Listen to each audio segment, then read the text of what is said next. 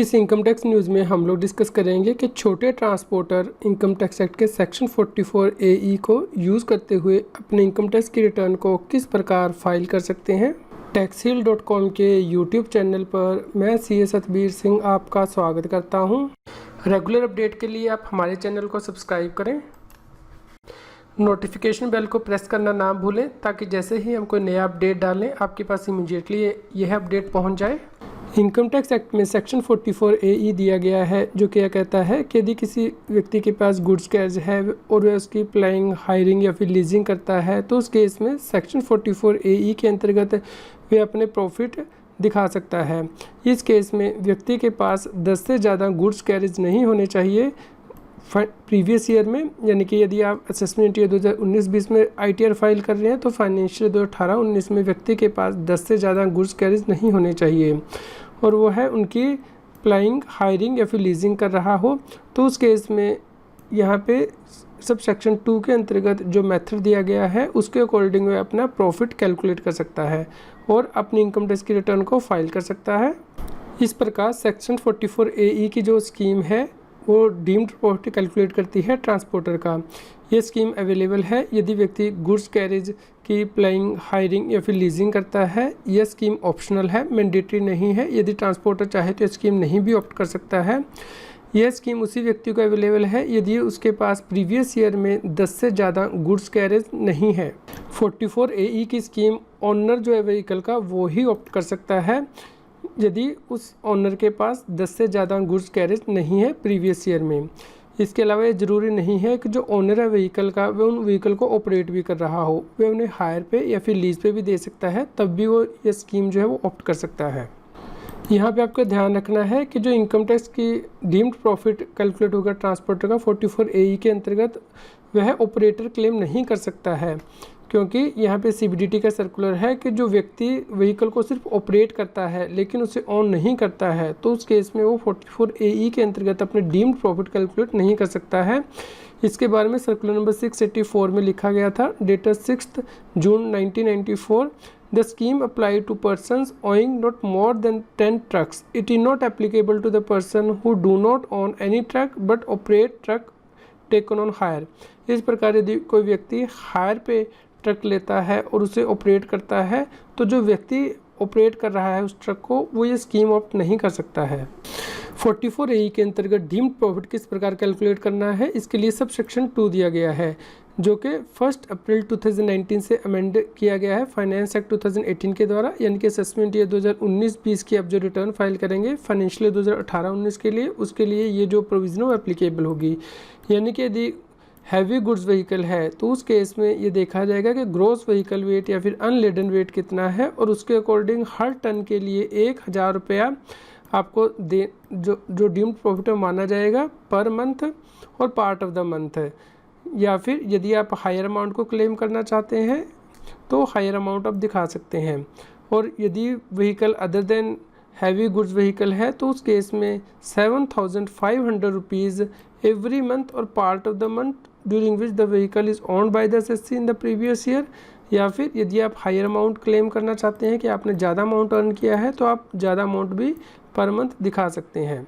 Assessment year 2019-20 से पहले ये जो 44 AE की स्कीम थी सभी ट्रांसपोर्टर के लिए यूनिफॉर्मली एप्लीकेबल थी और टनेज कैपेसिटी को नहीं देखा जाता था। लेकिन असेसमेंट ईयर 2019-20 से सरकार ने इसमें अमेंडमेंट कर दी है और ये देखा जाता है कि क्या हैवी गुड्स व्हीकल ट्रांसपोर्टर जो है वो चला रहा है या फिर other than heavy goods vehicle उसके पास है। क्योंकि बजट 2018 में जब रीज़न दिए गए अमेंडमेंट में तो उसमें लिखा गया कि सरकार की मंशा थी कि छोटे जो ट्रांसपोर्टर हैं उन्हें टैक्स का बेनिफिट मिलना चाहिए, लेकिन जो बड़े ट्रांसपोर्टर हैं उनके केस में प्रॉफिट मार्जिन जो है वो ज़्यादा होता है, इसलिए उन्हें ये टैक्स का बेनिफिट नहीं मिलना चाहिए। इसलिए सरकार ने अमेंडमेंट जो है वो लेके आई है ताकि हैवी गुड्स व्हीकल और other than heavy goods vehicle पर जो डीम्ड प्रॉफिट है वो अलग से कैलकुलेट किया जा सके और छोटे ट्रांसपोर्टर को इसका बेनिफिट हो सके। इस प्रकार सरकार ने अभी कहा है कि हैवी गुड्स व्हीकल के केस में असेसमेंट ईयर 2019-20 से जो ग्रॉस व्हीकल वेट या फिर अनलेडन वेट होगा उसके अकॉर्डिंग पर टन के अकॉर्डिंग 1000 रुपया जो है वो लिया जाएगा पर मंथ और part of the month for each goods vehicle. या फिर यदि आप हायर अमाउंट को क्लेम करना चाहते हैं तो जो अमाउंट आप हायर क्लेम करना चाहते हैं वो यहाँ पे दिखा सकते हैं। यदि other than heavy goods vehicle है तो उस केस में जो इनकम ली जाएगी 44AE के अंतर्गत वो 7,500 रुपया पर मंथ और part of the month her goods vehicle के लिए, या फिर यदि इससे ज़्यादा अमाउंट आप क्लेम करना चाहते हैं तो हायर अमाउंट भी दिखा सकते हैं। इसके अलावा कुछ सेक्शन 44AE के अंतर्गत जो नीचे एक्सप्लेनेशन दी गई है उसे रेफर करना है, जिसमें कि सरकार ने बताया है goods carriage, gross vehicle wait और अनलेडन वेट का क्या मतलब है। इसका मतलब है कि मोटर व्हीकल एक्ट 1988 में जो सेक्शन 2 में डेफिनेशन दी गई है वहाँ से आपको डेफिनेशन लेनी है। और हैवी गुड्स व्हीकल का क्या मतलब है, इसका मतलब है कि any goods carriage the gross vehicle weight of which exceeds 12,000 kilograms.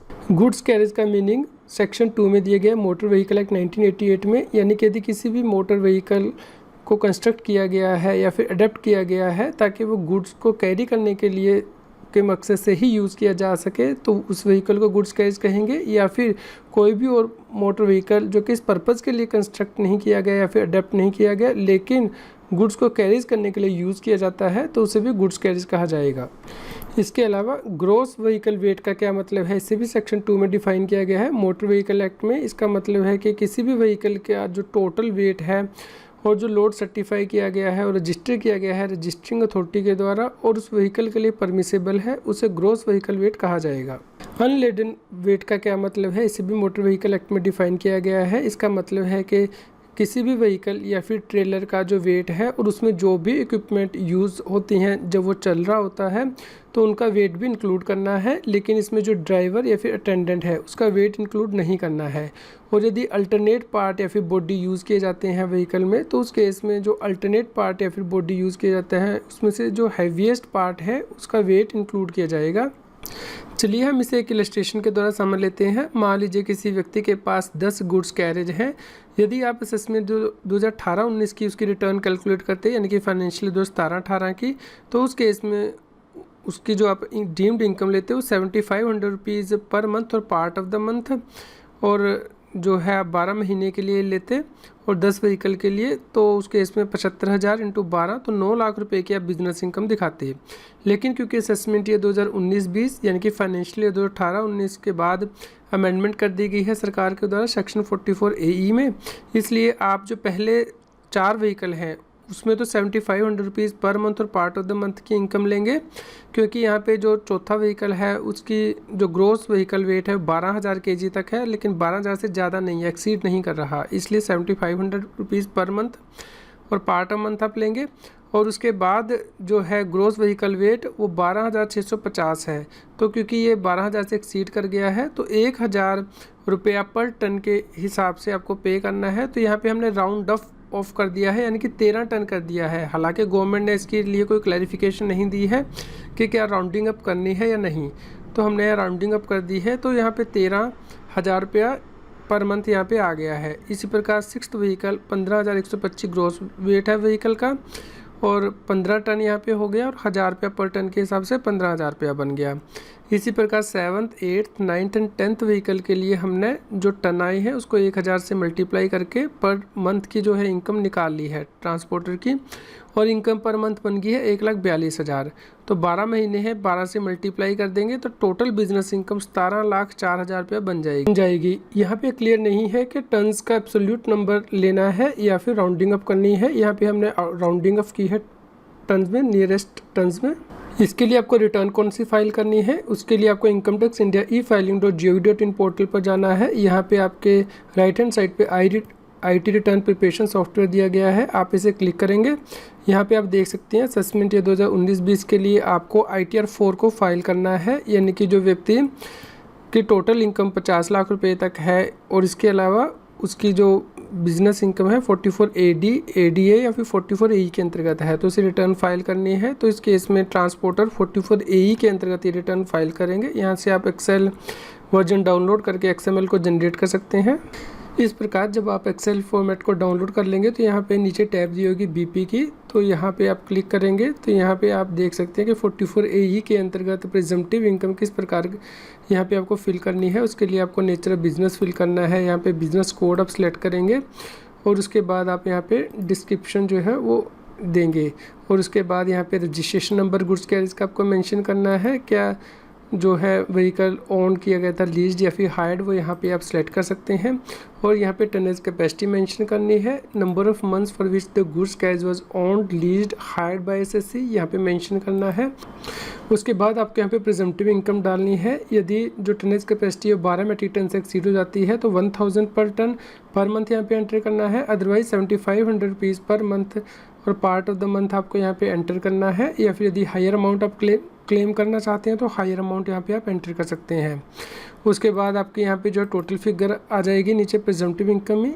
इसमें से आप सिर्फ एक ही डिडक्शन क्लेम कर सकते हैं, वो है पार्टनरशिप फर्म के केस में। यदि सैलरी और इंटरेस्ट पे किया गया है पार्टनर को तो यहाँ पे डिडक्शन होने के बाद नेट प्रिजम्पटिव इनकम 44A के अंतर्गत कैलकुलेट हो जाएगी।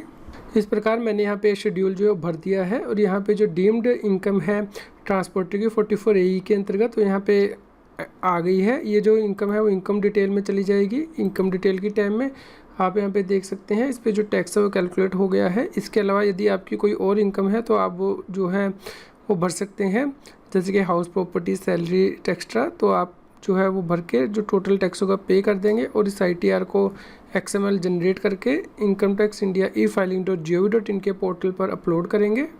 इसके अलावा यदि आप सेक्शन 44AE को देखते हैं तो उसमें कुछ और भी कंडीशन दी गई हैं, जैसे कि जो एक्सपेंसिव की डिडक्शन इनकम टैक्स एक्ट में सेक्शन 30 से 38 तक दी गई हैं वो यहाँ पे आपको इस इनकम से नहीं मिलेंगी। ये मान लिया जाएगा कि वो ऑलरेडी आपको दे दी गई हैं।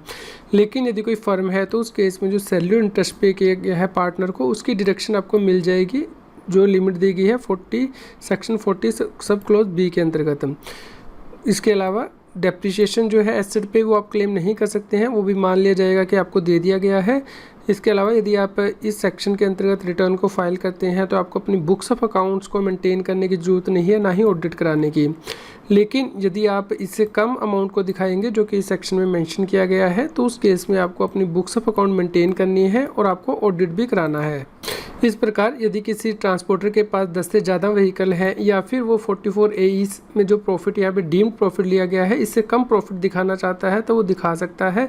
लेकिन उस केस में वो ITR 4 को फाइल नहीं करेगा, बल्कि उसे ITR 3 या फिर ITR 5 को फाइल करना होगा और ऑडिट भी कराना होगा इनकम टैक्स एक्ट के अंतर्गत, यदि वो इस अमाउंट से कम का प्रॉफिट डिक्लेयर करता है। आज की इनकम टैक्स की न्यूज़ आपको कैसी लगी हमें कमेंट करके ज़रूर बताएं। कृपया लाइक करें और शेयर करें। जितना अधिक आप लाइक करते हैं या शेयर करते हैं उतनी ही अधिक हमें प्रेरणा मिलती है कि हम और भी अधिक अच्छी इनकम टैक्स की न्यूज़ आप तक पहुंचा पाएँ। GST, टैक्स और फाइनेंस के रेगुलर अपडेट के लिए आप टैक्सील की मोबाइल ऐप को गूगल प्ले स्टोर से डाउनलोड कर सकते हैं। इसका लिंक इस वीडियो के डिस्क्रिप्शन में भी दिया गया है। यदि आप टैक्स के बारे में और अधिक जानकारी चाहते हैं तो हमारे YouTube चैनल की प्लेलिस्ट को रेफ़र कर सकते हैं। यहाँ पे टॉपिक वाइज वीडियो दिए गए हैं जिन्हें कि आप रेफ़र कर सकते हैं।